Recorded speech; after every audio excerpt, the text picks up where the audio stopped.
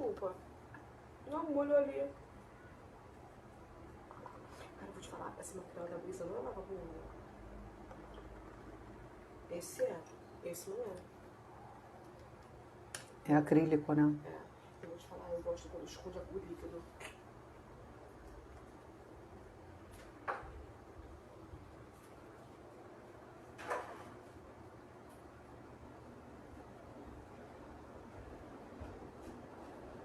Não posso te aceitar, porque eu já tô aceitando outra pessoa.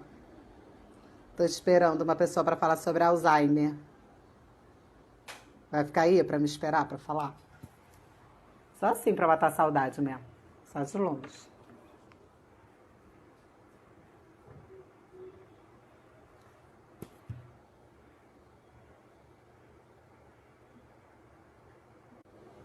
Eu sou muito diretora de arte. Né? Tá bonitinho, ó, gente. Eu acho que eu tinha até que aparecer na televisão. Eu preciso de um programa pra mim. Acho, Pode ser na CNT. Eu acho que você tinha que ir de cagar dela. Pode ser na CNT. Não precisa entrar na Globo. Ana Maria Braga começou no Record. Eu vou comprar uma... Não, ela começou muito antes disso. Menina, vamos comprar caça na favela e uma de revolução no outro? Olha que lindo ficou. Vamos. Enquanto eu espero, Ruana chegou. Opa, vou chamar a Ruana aqui. Tô falando besteira aqui enquanto Ruana não chegava. Eu tava aqui falando que eu mereço ir pra TV. Tava falando besteira com a minha amiga que está aqui em casa. Falei para ela que eu mereço um programa na TV. A Maria Braga começou na Record, por que eu não posso, né? Ai. É verdade. Direitando aqui a dita cuja. Ah, pronto, prendi aqui. Mas tá meio... É o Davi que tá online aí? Tá online também. Tá assistindo a gente? Tá ali no colo dele, jogando e assistindo também. Mas vamos em frente, né? Eu botei uns livros aqui para segurar o celular, mas o bicho aqui não tá dando certo, não. Espera aí. Eu tenho uma mesa que já virou meu escritório para poder falar. Não, agora tá certo. Eu tenho uma mesa que eu virei de cabeça para baixo para poder falar também. Vamos lá? Mas já tem gente online aí, já tem Eduardo lá de Maricá, meu querido. Morrendo de saudade. A Ju, que é minha componente de samba, linda. Gente, hoje eu vou falar de coisa séria. Ó, eu já falei de fé, que é coisa séria. Eu já falei de sexo, que é coisa séria também. Muito né? Principalmente agora, na quarentena, que ninguém tá fazendo, a gente só fala. Ninguém tá fazendo nada. Como que ninguém tá fazendo? Que isso? Você vai ver daqui 9 meses. Só os casados que estão fazendo. Os solteiros que não saem de casa para encontrar ninguém, que nem eu, a gente já tá virando lagartixa, já tá todo mundo assim. Ó. E hoje a gente vai falar de Alzheimer. Aí eu convidei minha amiga querida, a Ruana. A Ruana é uma pessoa que eu gosto muito, que eu tenho uma gratidão eterna e para sempre, que eu quero como minha amiga para sempre. Ela é psicóloga. E, além disso, ela tem um histórico com a mãezinha dela, que já não está mais com a gente, mas que teve Alzheimer. E ela usou isso tudo, a história dela com Alzheimer, em vez de ela ficar remoendo e carregando isso, contando história triste, ela usou tudo isso em prol de ajudar outras pessoas, né? Outras pessoas que têm os familiares com Alzheimer, outras pessoas que estão passando por isso e que criaram uma grande rede, não é isso, Rana? Uma grande rede de mútua ajuda em relação ao Alzheimer. Né? E aí tem um monte de dúvida. A gente conversou um pouquinho mais cedo no canal dela do YouTube, que depois eu vou colocar aqui o link da nossa conversa, e a gente vai conversar um pouquinho agora. E a gente tem um monte de dúvidas sobre Alzheimer, porque não é uma doença que a gente ouve falar toda hora. A gente até vê umas brincadeiras quando alguém fica esquecendo alguma coisa ou outra, que a gente fala que a pessoa está com alemão, né? E olha o alemão chegando. Né? Na verdade, você me explicou mais cedo que ela tem esse nome, a doença tem esse nome, porque foi o Dr. Alzheimer que descobriu essa doença, né? Mas o que é o Alzheimer? Mais uma vez, eu vou te perguntar. Não, tudo bem. O Alzheimer é uma doença degenerativa que atinge, no primeiro momento, a memória recente e comportamento. A pessoa tem alterações no comportamento. Fica irritada, fica mais agressiva, e não guarda mais a memória, assuntos presentes do dia a dia.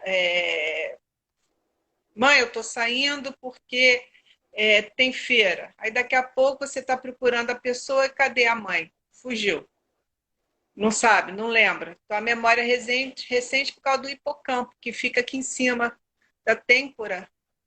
E ela é a primeira a ser atingida. E ela que é responsável por armazenar essas memórias e distribuir. Por isso que muitas vezes a pessoa começa a esquecer as coisas que fez ontem, mas lembra alguma coisa lá da primeira infância, né? Sim, sim. Porque o Sim, arquivinho está lá atrás, então é como se fosse aquele HDzinho, né? Vai apagando o que vai acontecendo agora, mas vai ficando uma memória mais antiga. Uma outra pergunta que ela vai acabar queimando esse arquivo também, no final. Mas começa com as memórias recentes, né? Vai avançando para a mediana e finalmente chega na avançada, e quando está na fase terminal, que é a última etapa, já não lembra de mais nada, não fala, já não consegue nem lembrar como se mastiga e engole um alimento. Não ela anda. Vira criança, literalmente, né? Vira um feto. Que tem que aprender tudo de novo ou não, né? Que ela acaba esquecendo e não aprende, não tem mais essa questão de aprendizado. Inclusive, nessa fase, ela fica na posição fetal. Prefere dormir naquela posição encolhidinha, vira um feto. E aí, te pergunto, existe uma causa para o Alzheimer? Existe alguma coisa que a gente pode diagnosticar antes de chegar nesse nível avançado ou de descobrir desde o início o Alzheimer? Não. O que os médicos estão estudando hoje em dia é sobre o pré-demência, que acontece de 6 a 10 anos antes do Alzheimer instalar. Não tem medicação, não tem tratamento nessa fase. Eles estão tentando descobrir uma forma de fechar esse diagnóstico 10 anos, 20 anos antes. Estão desenvolvendo um exame de sangue que possa ver a quantidade de uma proteína específica, mas, por enquanto, não há nada. Não há nada. Existe medicação que você atua na fase inicial e na fase avançada. Quando chega na fase inicial e mediana, desculpa, e na avançada, esses remédios são retirados. Está tendo interferência aí com algum som. Tá, não é interferência não. Peraí que eu vou fechar a varanda, porque o moço está vendendo pão lá fora. É o padeiro. Peraí que eu vou fechar a varanda, aguenta aí. O moço está vendendo, ele está vendendo empadão, pão doce, empadão. Pronto, fechei a varanda. Que delícia. Que delícia. Tá bom. E aí a gente muda tudo daqui da varanda. Hoje não tem, a gente ainda não tem como identificar isso antes. E você falou que tem o exame de sangue, mas que isso deve ser muito caro, não deve ser acessível para todo mundo. Não, ainda não está pronto. Eles estão estudando, ainda não foi aprovado, e você sabe que toda essa burocracia, eu acho que daqui uns 5, 10 anos ele vai estar no mercado. Hoje já existe isso para o câncer, né? Uma pessoa que talvez seja predestinada a ter algum tipo de câncer pode identificar, né? Até algumas pessoas, Angelina Jolie, tiraram o peito porque acha que pode diagnosticar um câncer de mama futuramente e tudo mais. Eu acho isso um pouco precoce, mas enfim, né? Aí não tem. Não tem uma causa, você disse até na outra conversa que a gente teve, que pode ser hereditário ou pode ser por conta do meio ambiente, por conta do estresse do dia a dia, É. isso não tem uma causa específica. A maioria Isso. hoje é por conta do... É hereditário. Não. É hereditário se atingir a pessoa até os 65 anos. Então, nós chamamos de Alzheimer precoce. Se a pessoa desenvolveu uma pré-demência com 40, leva de 6 a 10 anos, digamos com 50, ela já está afetada com Alzheimer. Isso aí é precoce. Então, ele é hereditário. Se for depois dos 65 anos, ele é um Alzheimer genético.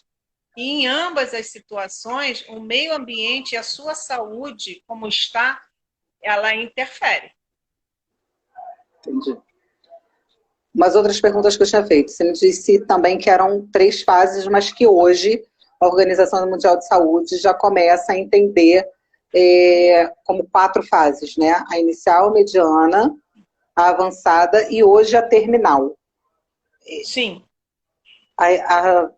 Só que, pelo que eu estou entendendo disso tudo, a inicial é muito difícil de diagnosticar, né? Muitas vezes, quando a gente identifica, ele já está na intermediária para a avançada.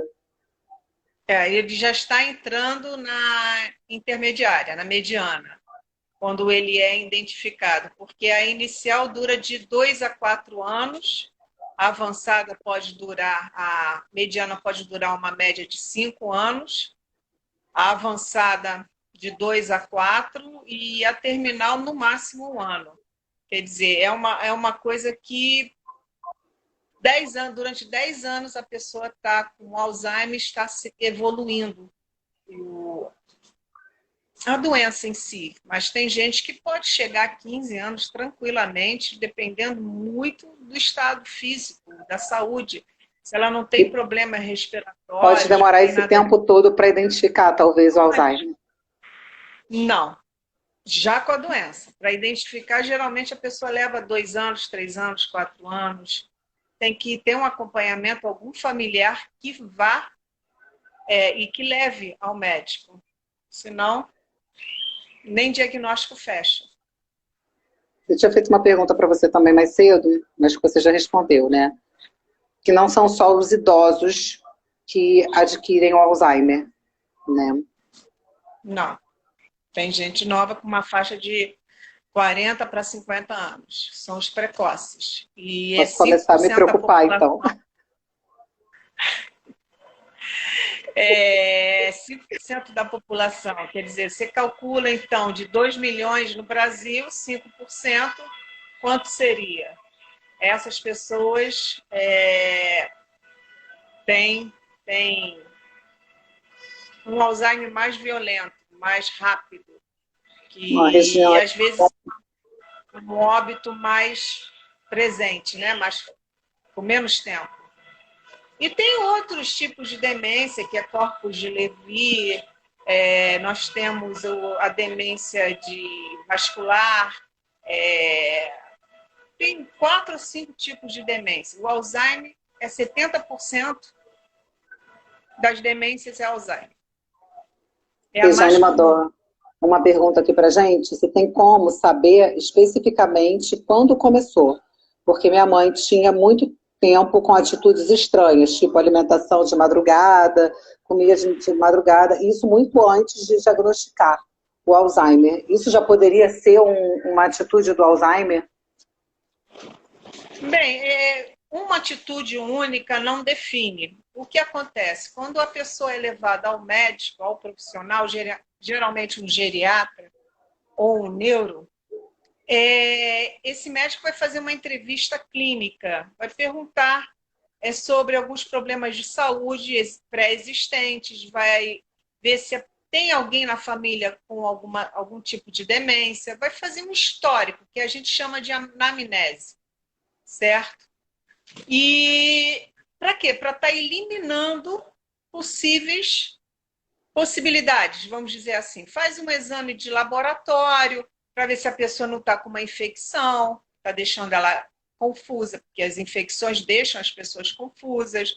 se ela está com algum problema de tireoide, se a pessoa está com deficiência de vitamina B12, porque tudo isso pode ser confundido como se a pessoa tivesse com algum tipo de demência. E aí o médico pega esse histórico, pega esses exames e chega a uma conclusão, vai eliminando.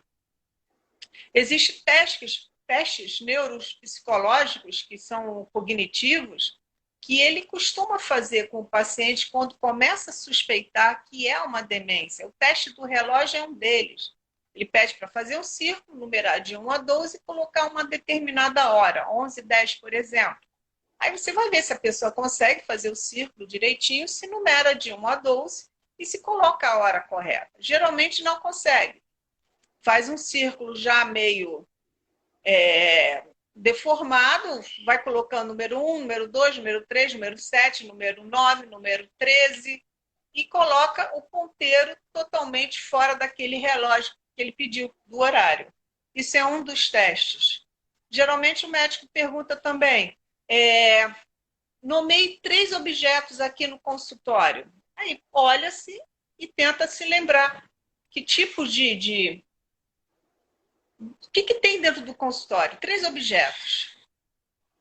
Vai nomear ou não?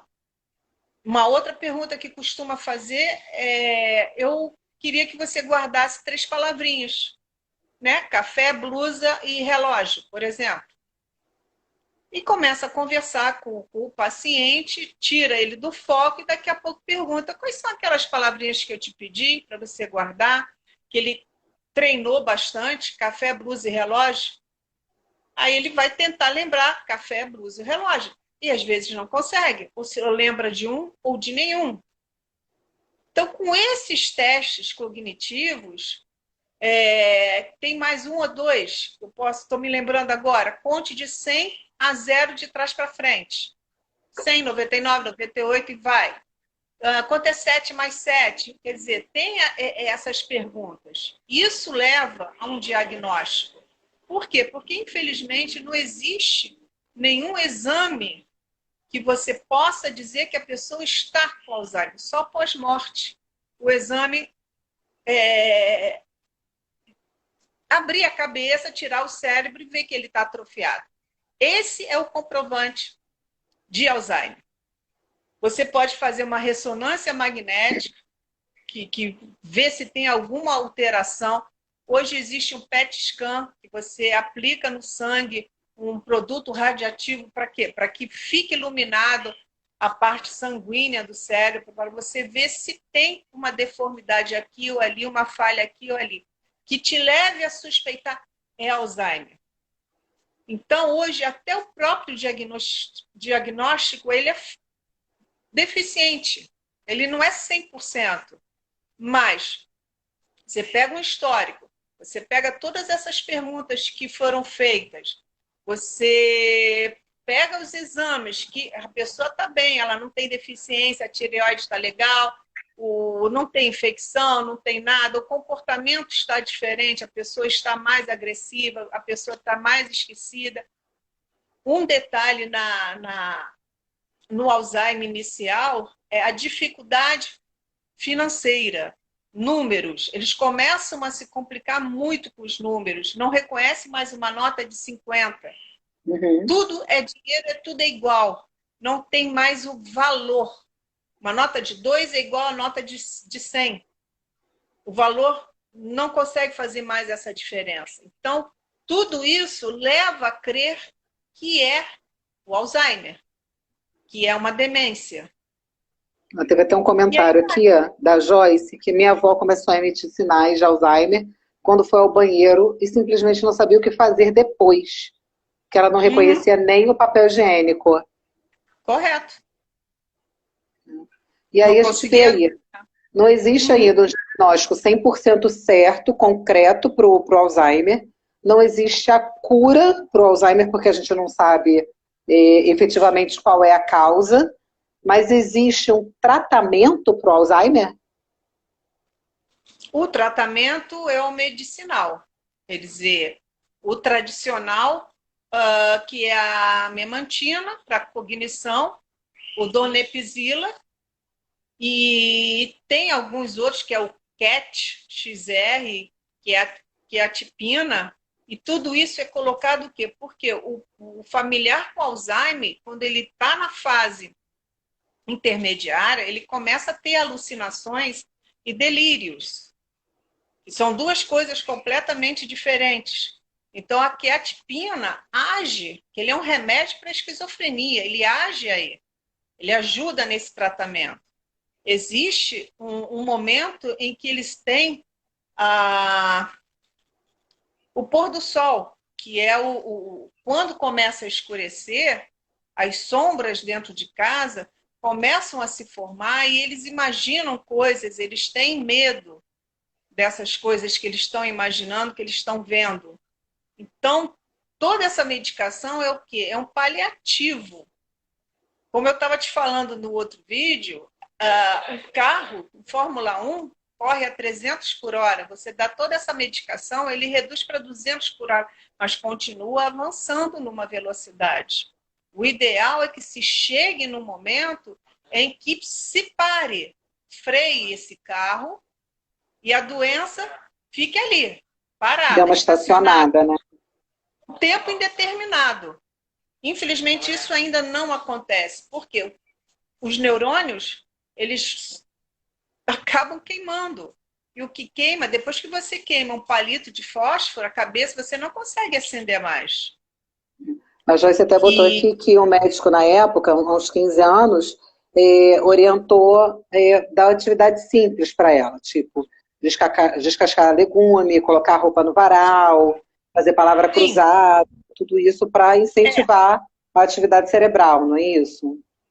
Correto, porque o que acontece? Ela, quando está na fase inicial e você recebe o diagnóstico, a primeira sensação que nós temos é deixar eles ali no cantinho com medo que aconteça alguma coisa com eles. Não, envolva. A própria mãe da Elza, que está aí presente, coloca ela na cozinha para ajudar a lavar uma louça. Faca não é legal, tá? Até porque ela tá contando aqui, né? Que só descobriram quando ela teve um surto e tentou matar todo mundo. Pois é, faca, coisas pontiagudas, não são boas. Tirar tapete de casa para não escorregar, são algumas coisas que você precisa fazer para que eles tenham uma qualidade de vida. Mas varrer um quintal, uma vassoura, regar uma planta, tirar a roupa do varal e dobrar, tirar as coisas de uma gaveta para arrumar melhor, você pode dar essas atividades tranquilamente, que eles vão continuar se sentindo muito úteis. Isso é bom e estimula a cognição, porque vai lembrando de coisas. A mesma atividade que a gente dá para criança, né? Isso. Quando a gente quer colocar a criança para ajudar. A primeira coisa que a minha mãe esqueceu como usava era o celular. Porque não era da época dela, não é uma memória antiga, era uma coisa recente, mediana para cá. Então ela olhava para aquilo ali e pensava que era o controle da televisão e tentava desligar ou ligar a televisão com o celular. E aí? Então eu dava tarefas para ela, eu fazia com que, mas chega um momento que não consegue mais. Não consegue mais. Então, situações como essa que a Elza está contando são sérias, porque eles têm comportamento agressivos, porque eles estão com algum delírio, está acontecendo alguma coisa. E, gente, pelo amor de Deus, é o que eu bato na mesma tecla. Paciência, amor e carinho. Não bata nunca de frente. Porque se você teima com a pessoa, se você fica, não, mãe, você já comeu, você já almoçou, eu não vou te dar de novo. Não, não comi. Eu não comi, você não quer me dar comida, você quer me matar de fome, você não me ama mais, eu vou embora para minha casa porque aqui eu não sou bem-vinda. Você vai ter discussões cansativas que você vai deixar o seu familiar mais nervoso porque ele tem a certeza absoluta que ele não comeu. Faz o quê, gente? Serve de novo uma quantidade menor. Pronto. Ou então, sai da sala, vai, olha, eu vou te dar, vou fazer seu prato, mas ainda não ficou pronto, ainda falta fazer a salada. Vai para a cozinha, fazer essa salada, daqui 10 minutos, a pessoa já esqueceu. que queria comer de novo. Porque o Alzheimer, você não deve nunca bater de frente, nunca, nunca. E quem for cuidar de um familiar com essa doença, primeiro, antes de tudo, Mariana, é conhecer a doença, aceitar o Alzheimer, para poder entender, e se prevenir com relação aos sintomas, porque eles não fazem nada de propósito. É o Alzheimer falando com você. Quantas e quantas vezes minha mãe virou para mim e falou assim, fulana, você sabe da minha menina? Ela ainda não chegou da escola. Ela está falando de quem? Você. Correto. E eu era quem para ela naquele momento? Uma sobrinha? Uma tia?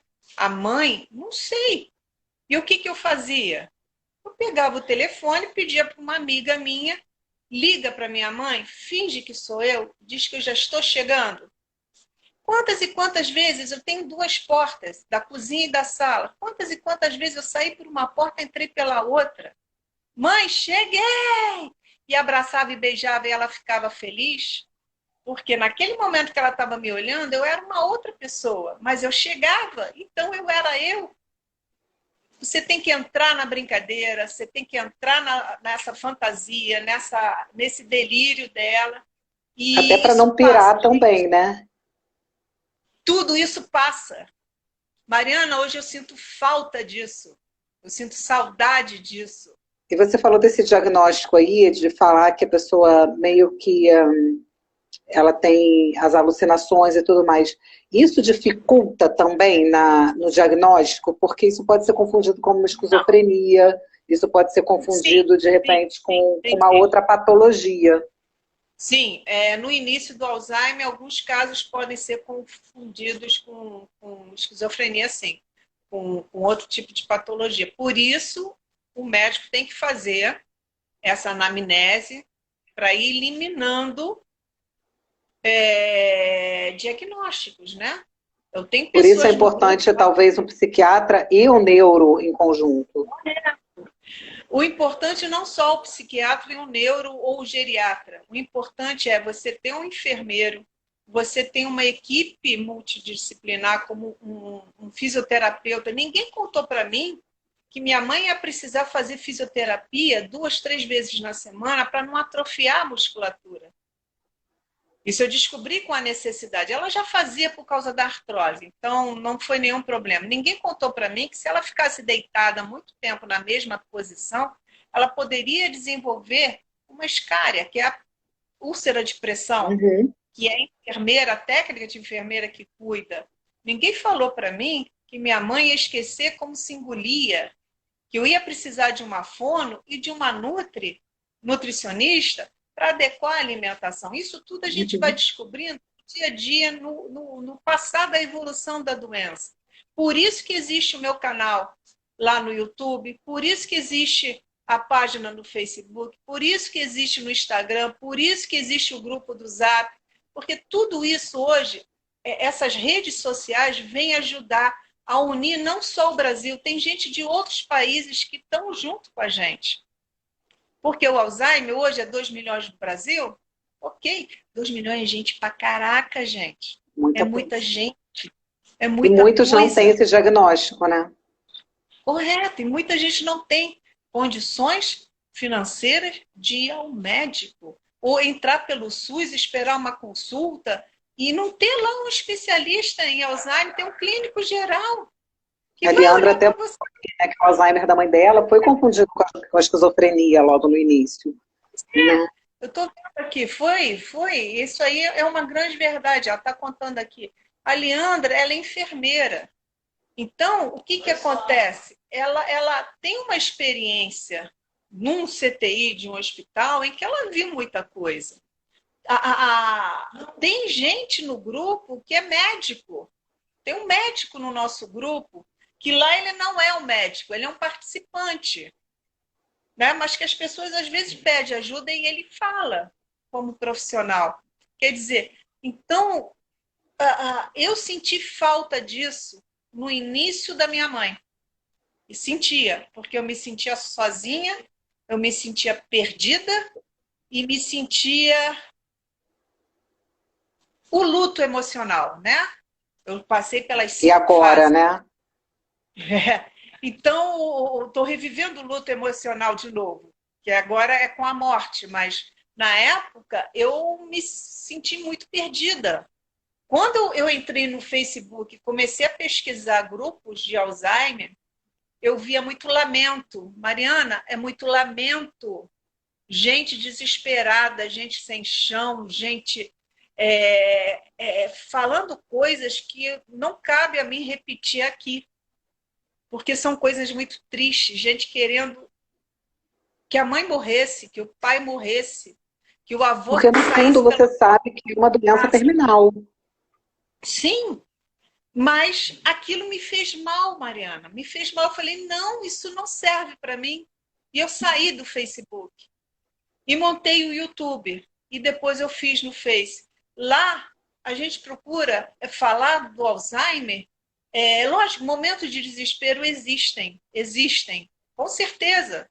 Em qualquer situação existe. No nosso dia a dia, numa prova de matemática, eu vejo meu filho desesperado, tudo na sua fase. Mas se eu passei por aquilo, que na época eu achei difícil, isso quem me falou foi o Renan, num bate-papo que eu tive há 15 dias atrás. Se eu passei por aquela situação que na época eu achei que foi uma coisa muito difícil, eu vou passar por essa aqui também.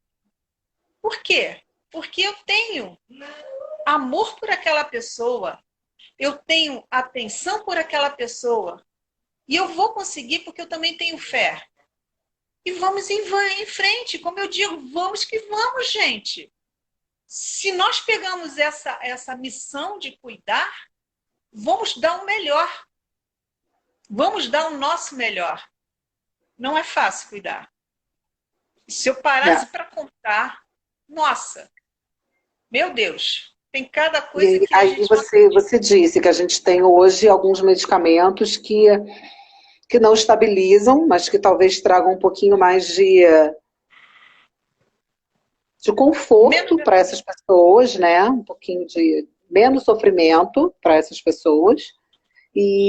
Mas existe algo aí, já em estudo ou que já esteja sendo testado para que essas pessoas sintam um pouquinho menos um pouquinho, ter um pouquinho mais de qualidade de vida? O que acontece? Ainda não é oficial. Existem estudos e já é utilizado em crianças com autismo, com crianças com adultos que têm epilepsia, com tratamento de outras enfermidades e maus. No Alzheimer está começando a usar, mas sem muito aval, que é o canabidiol. Então, o Brasil ainda tem um longo caminho a percorrer, porque esses médicos que prescrevem o canabidiol são caros, não existem plano de saúde, São é muito um neuro, né? eles são cursados, eles são cadastrados oficialmente pela Anvisa, que tem um rígido controle, são geralmente neuropsiquiatra, alguns geriatras, que prescrevem, fazem uma documentação, uma burocracia para a Anvisa. A Anvisa, você tem que entrar com esse pedido, leva 40 dias para ser aprovado, por causa da demanda. Aí você faz o seu pedido. E o que acontece? Algumas pessoas acham caro. Vão parar para contar, fazer números? Quanto custa a memantina, donepezila, Rivotril, mais toda a QET 50XR, quanto custa tudo isso? Quanto é que você gasta com essa medicação? Vamos fingir que você gaste de 500 a 600 reais por mês só nesses 4 remédios.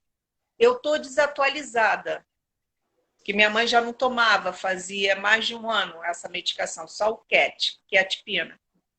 Quanto custa importar o canabidiol?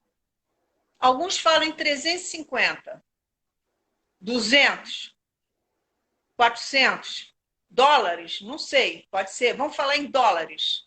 Mas quanto tempo dura um vidro? 3, 4 meses? Então faz a conta no papel, gente. Se eu gasto 500 por mês, 3 meses 1.500, e eu comprei por 350 e vai durar de 3 a 4 meses o vidrinho, está 0 a 0. Ou ainda estou economizando alguma coisa. E está fazendo efeito. A gente vê que está funcionando. Eu posso citar nomes aqui. Está funcionando. As pessoas estão deixando de ser tão apáticas, estão se comunicando, estão conseguindo expressar frases completas, que antes eram um sim ou não, ou mexer na cabeça, já conseguem identificar o que é isso. Me pega a caneta ali, mamãe. Traz E eram pessoas de fase avançada, Ruana? Ou intermediária? Essas pessoas que estão usando canabidiol hoje e que estão tendo uma melhora, estavam numa fase mediana, vamos dizer assim? Qualquer fase. Qualquer fase. Toda melhora vai ser correspondente à etapa que a pessoa estiver, a fase que tiver. Ele não vai... É como se ela regredisse, né? Como ela voltasse a uma fase anterior. Quer dizer, ela começa a ter uma reação positiva.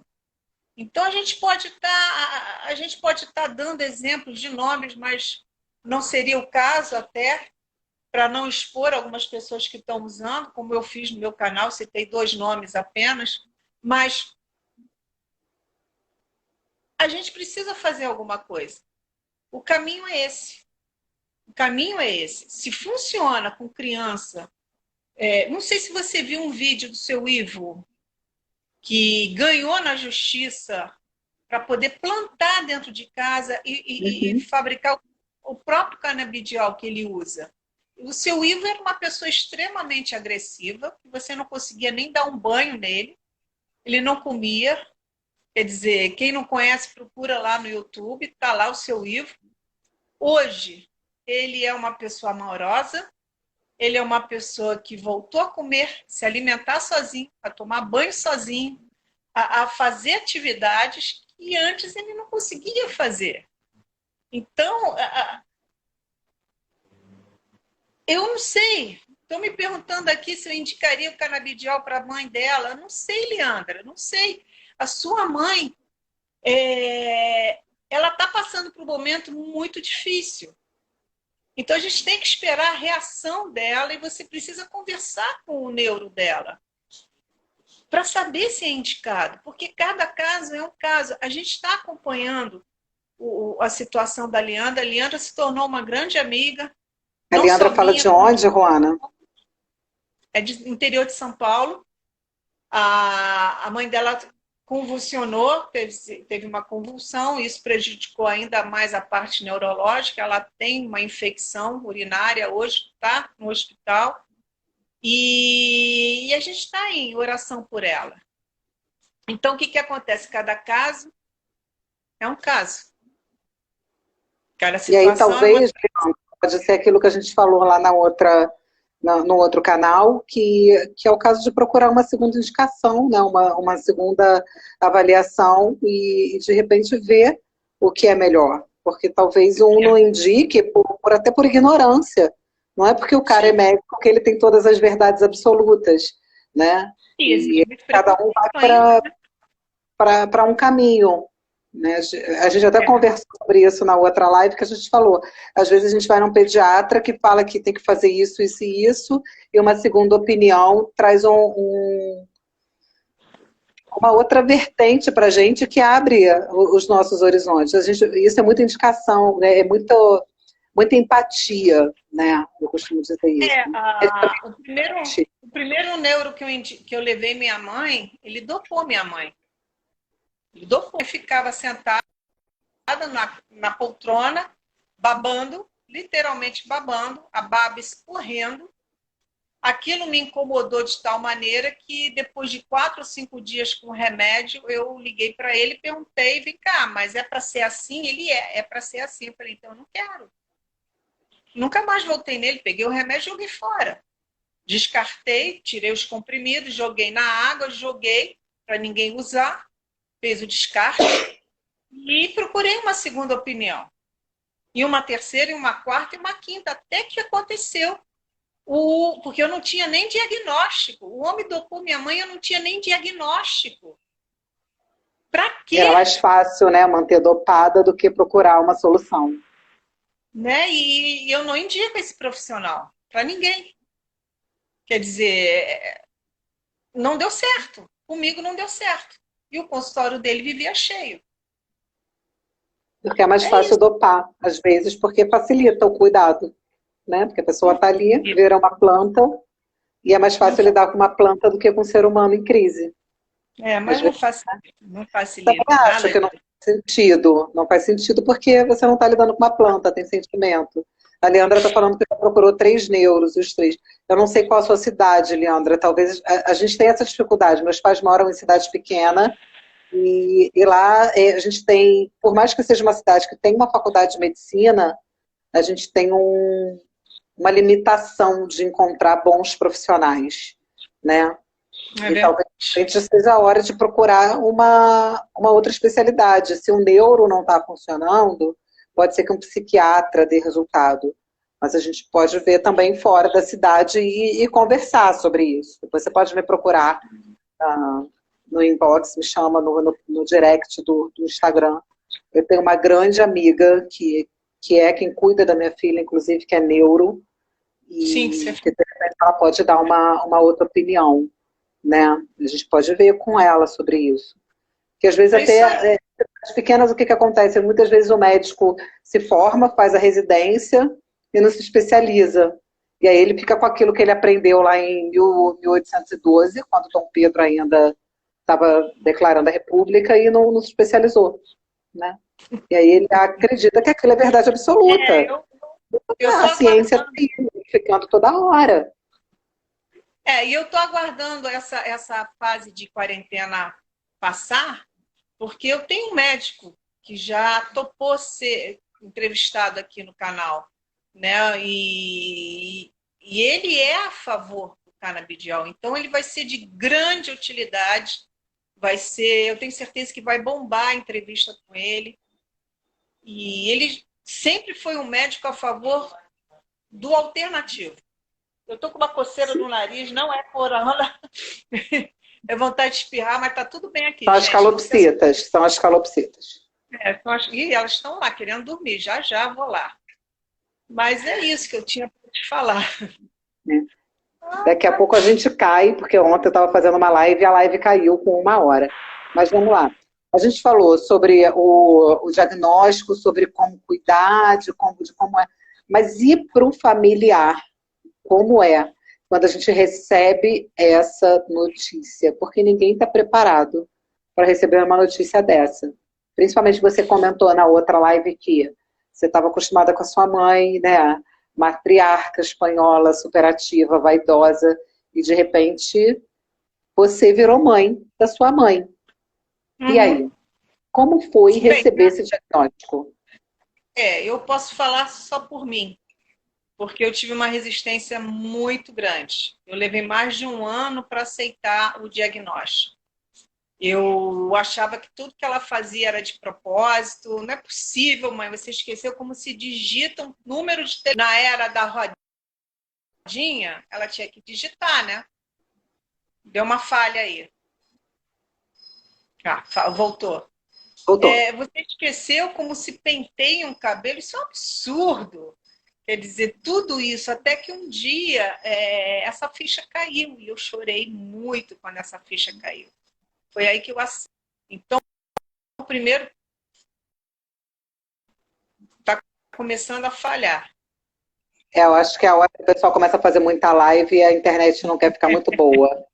Então, quando essa ficha caiu, eu aceitei, foi quando eu comecei a mudar de atitude dentro de casa e a entender o Alzheimer, comecei a pesquisar e a procurar informações, correr atrás. E é isso. Entender, aceitar e conhecer a pessoa. Isso tudo facilita. Agora, existem casos em que a pessoa recebe numa boa, vambora, tranquilo, e segue em frente. Eu tive resistência. Isso tudo eu escrevo no blog, né? Que também tem o blog. Só que o blog está parado há 6 meses, porque quando eu abro, eu não consigo escrever porque eu começo a chorar. Não consigo ainda. Então, eu fico olhando, as palavras não vêm. Então, não é o momento de dar continuidade, porque ele está parado desde a internação, né? E é o E teu momento reviver, ainda, tá? é reviver isso, dói, né? Reviver e contar, não consigo. Não consigo. É o Então, eu nosso continuo. ressentimento, né? Viver novamente esse sentimento. Então, eu continuo com o canal, minha mãe tem Alzheimer. Não, falaram para eu mudar o título, eu falei, não vou mudar, porque ninguém procura informação, minha mãe teve. Se a minha mãe teve, é porque não tem mais.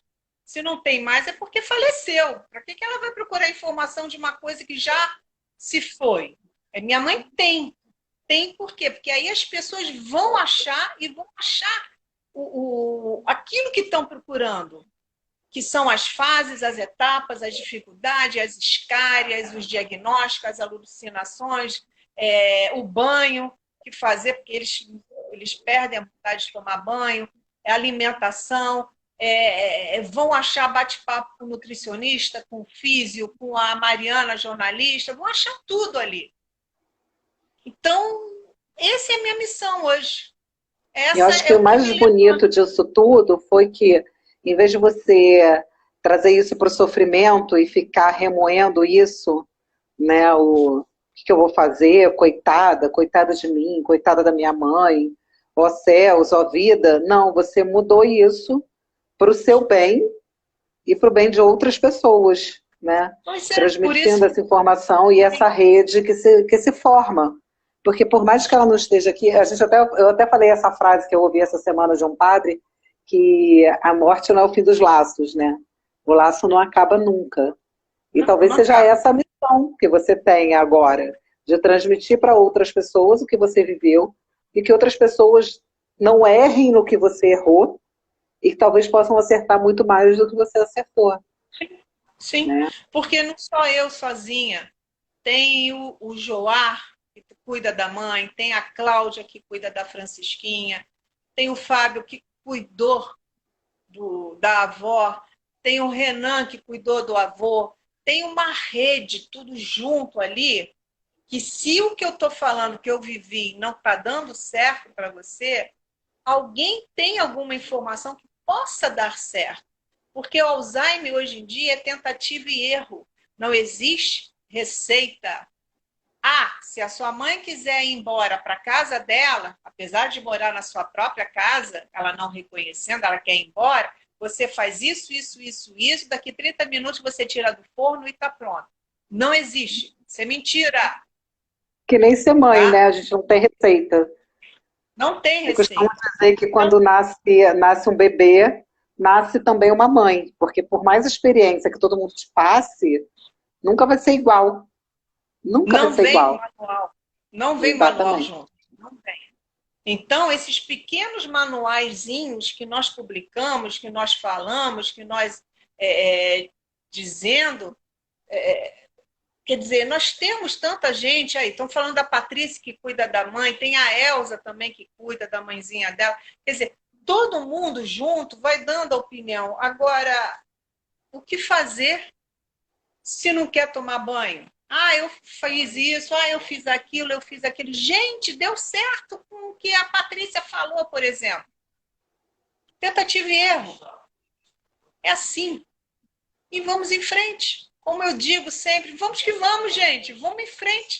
Porque ninguém pode nos puxar para trás. Não tem como. A Maria Lúcia, que está cuidando lá dos Motafá. Né? Isso. Tem tanta gente. Olha, eu estou conhecendo todo mundo. Olha, você vai ficar encantada com cada um deles, e o jeito que eles falam, o jeito que trocam informações, me emociona.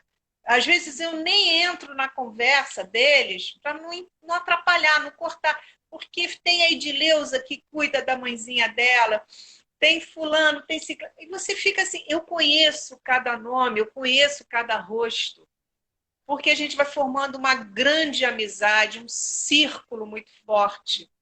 E foi aquilo que a gente falou lá na outra conversa, né? Que cada vitória de cada um é a vitória de todo mundo junto. Porque todo mundo se ajuda. E é isso, né? É isso. Eu adorei a conversa. A gente já está chegando ao final. Daqui a pouco o YouTube me bloqueia, né? Ele cai. Eu quero te agradecer demais, Joana, pelo carinho, pela disponibilidade. Cada um que apareceu aqui, que apareceu lá na outra live, eu estou emocionada demais.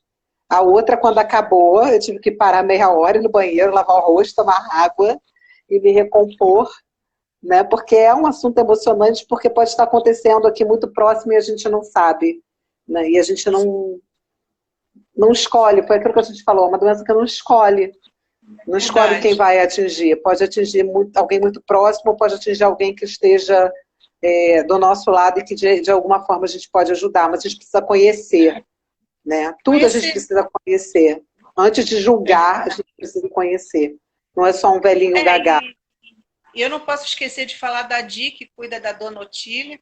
Ela é cuidadora e está sempre participando. Eu vi a mensagem dela aí, que nós somos uma grande família, e é verdade. Nós somos ela está sempre aqui, já está me acompanhando há uns dias. Uma fofa. Então. Tímida.